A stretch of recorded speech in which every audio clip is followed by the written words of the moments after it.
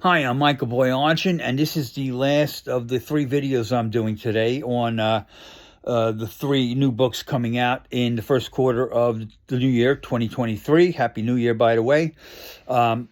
This is actually the first book that's going to come out. The other two will come out subsequently in, hopefully, if it sticks to the schedule, in February, and then the last one in March. The February book is about my late father-in-law and his work with Grumman Aerospace as an engineer, where he was assigned to the lunar lander, which was an essential part of the space program. And we had been working on the family tree, looking here, looking there, and right under our nose is someone who took part in the greatest achievement in human history, and that was walking on the moon. For now, that is. And after that, the March book is about my late father, who served the duration of World War II in the Army Air Corps in North Africa, and his story as an airman. He was a radio man. And the name of that book is Harry Boyajian, U.S. Army Air Corps Airman. And my father-in-law's book is Moonshot, the Gus Wagner story. I thought that was a little dramatic. And anyhow, now I'm going to be talking about the first book that's coming out this year, and that's going to be another Mike and Jerry book. I think we've done 13 so far. I'm losing count. And again, after she passed away, I didn't do much of anything until people were saying, why don't you write again? I go, I can't write without Jerry. She was my inspiration. She wasn't just a muse, if you will, which I find condescending, but something more important, that I wrote for her to make her happy that I was writing, I guess. I don't know. It's a weird thing, but I had a dream, and she said, you can write again and just write about me to start.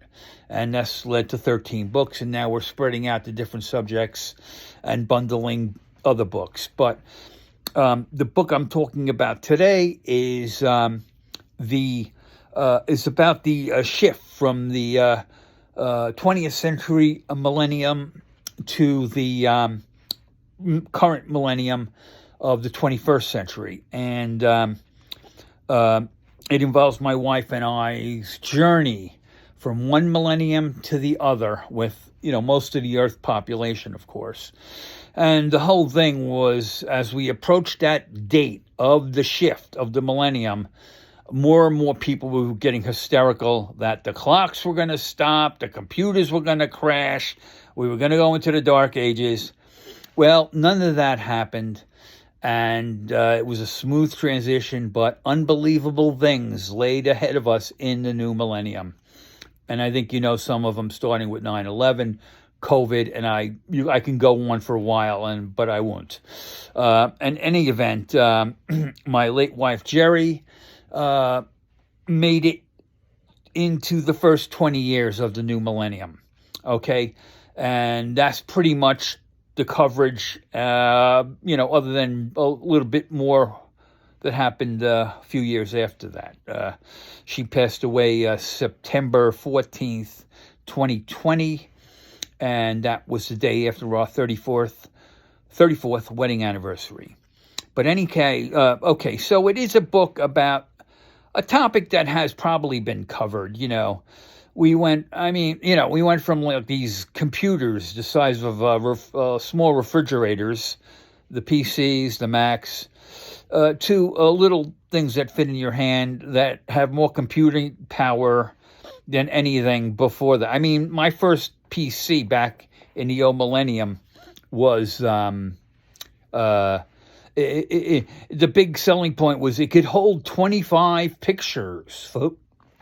Now I think I have about 15,000 on this Apple 14 that I'm using, and again I'm using it for what? Videos for YouTube and Amazon. I do start most of my books off on it. It's an amazing thing, and it also works as a telephone too. And you can watch movies, TV, etc. But anyway, this is just one of the things that happened in the new millennium, and that's the transition. And there's a lot that I will talk about that had been in the 20th century and kind of became old school in the new millennium. But underlying the entire thing really was a social message that my friend Sal Calise gave me. And again, he's a political activist and a member of the LGBTQ community. And he devised a plan where we wrote a book on the LGBTQ history in the bars at the anniversary of Stonewall a few years ago. And it was a pretty big hit for me. But the basic theme for that book was things were bad. They're better now. And again, at that time, marriage equality had passed. And before that, I mean, they couldn't be served, LGBTQ people couldn't be served alcohol in bars. They weren't allowed to talk to each other in bars. Hence these long mirrors behind the bartender where they talk to each other by looking into the mirror. I mean, absurd. I can go down the list of absurdities and violence also, which is still prevalent, the violence. And we almost went backwards recently, but President Biden managed to sign and permanently enshrine, untouchable by any court or anything else, marriage equality into the law of the United States of America. That was that book. So that is really an underlying theme, coincidentally, between the old millennium and the new millennium. That's the change. We went from this hating, not me, but disliking LGBTQ people to, where 70-80% of the population now approve of gay rights and marriage equality. Okay, and the biggest reason for that is that the LGBTQ movement decided it was best to come out of the closet. And when they did that, people said, well, hey, my Uncle Joe, he's LGBTQ, he's a nice guy, doesn't bother anyone, I'm all for it. And so on and so forth. Hey, my friend Tom, all the way down. Everybody knew someone was LGBTQ and quite friendly and not a bad person. So that destigmatized the situation. And marriage equality rapidly, faster than most other civil rights things, became enshrined in the law. I think it was, they worked on it for around 20 years, the main core of activists, Marriage Equality New York, got passed up in Canada. The Massachusetts court ruled on it, but it only got into legislation here in the New York prior to the big case before the Supreme Court. And I was a straight ally involved with the movement at that time, and I'm in the book about what happened, how it happened, the people's victory.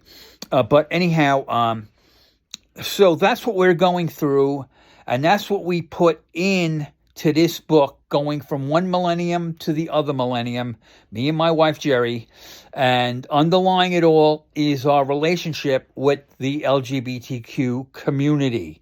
And I'm talking about going back to like 4th grade, okay, where this kid sitting next to me in class was LGBTQ, and we hit it off. His father was a record producer, and he used to bring me handfuls of 45 records, those little 45s, from doo-wop music. I forgot the title of the producer or company, but all the big names were there, and even some contemporary for that time period, Seals and Croft and stuff. So right there in 4th grade again. Then we were kids. We were camping on Cape Cod.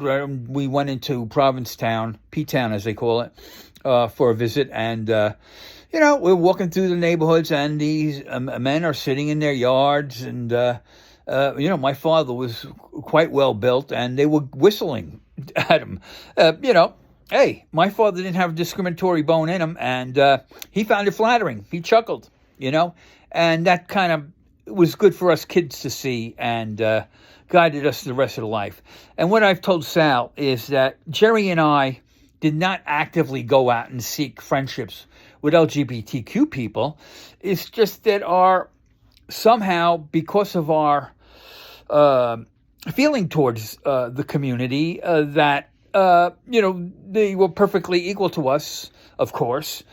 We just happened to have a lot of LGBTQ friends. We moved into LGBTQ areas like Brooklyn Heights and then Margaretville up in the Catskills.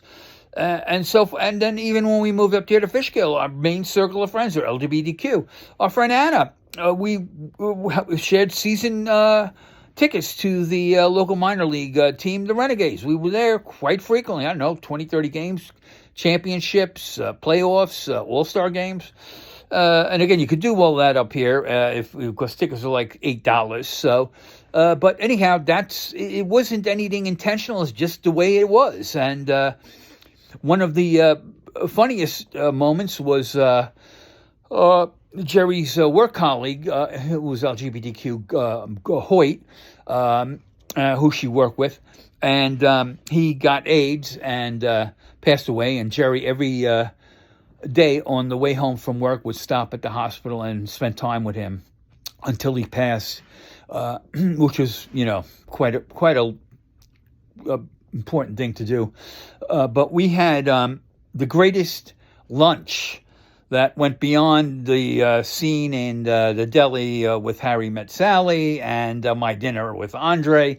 It was me and Jerry and Hoyt and his partner, and it was in Chinatown at one of the top restaurants there, and it was boisterous, ruckus, and a lot of fun. And the whole restaurant wasn't annoyed with us, but entranced as if we were entertaining them. That's how great it was. Unfortunately, Hoyt's not with us, and he was a terrific person, and it's a shame. But again, part of the gay plague, as they call it, which was a horrifying thing. As Sal would say, he would be in a bar, and the bars weren't places to get drunk. You couldn't even be served half the time. It was a sanctuary, a place to be with people like yourself and be safe and protected, which is what's shocking about this shooting in Colorado. It violated that sanctuary, as it did to the prior, even larger shooting in a gay nightclub. But that's the story. And again, the one millennium to the next, everything that happened there through the transition, but underlying everything is also the gay pride movement that paralleled it. And Jerry and I were part of that movement as what they call straight allies. Okay. In any case, Happy New Year. Happy 2023. Hope you enjoyed the book. Bye.